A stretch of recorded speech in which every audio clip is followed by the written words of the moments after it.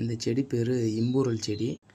இதனுடைய மருத்துவ குணம், சளி வந்துருச்சு அப்படின்னா ரொம்ப இரும்பிக்கிட்டே இருக்கிறவங்களுக்கு இதை கஷாயம் வச்சு கொடுத்துட்டோம்னா நாளடைவில் இந்த இருமல் கம்மியாயிடும். இது எப்படி கஷாயம் வைக்கிறதுனா, சாதாரணமாக இந்த செடி எல்லா இடங்களையும் எளிதாக கிடைக்கக்கூடிய செடி தான்.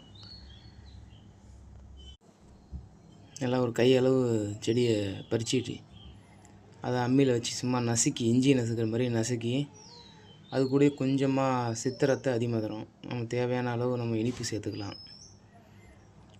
இனிப்புனா வெள்ளை சக்கரை தவிர்த்துருங்க. நாட்டு பனை வெல்லம், பனங்கல்கண்டு, நாட்டு வெல்லம், நாட்டு சக்கரை, அந்த மாதிரி தேன் கூட சேர்த்துக்கலாம்.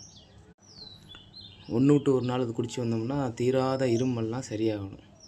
இது என்னுடைய அனுபவத்தில் சொல்கிறேன். நான் இது என் குழந்தைங்களுக்கு 3 வயசுலேருந்து நான் கொடுக்க ஆரம்பிச்சிட்டேன். அது இருமலுக்கெல்லாம் வந்துச்சுன்னா, சளி பிடிச்சின்னா ஹாஸ்பிட்டல்லான்ட்டு போகிறது பழக்கம் இல்லை. இதை கொடுத்து ஓரளவுக்கு சரி செஞ்சிடுவோம். இது நல்ல ஒரு மருந்து.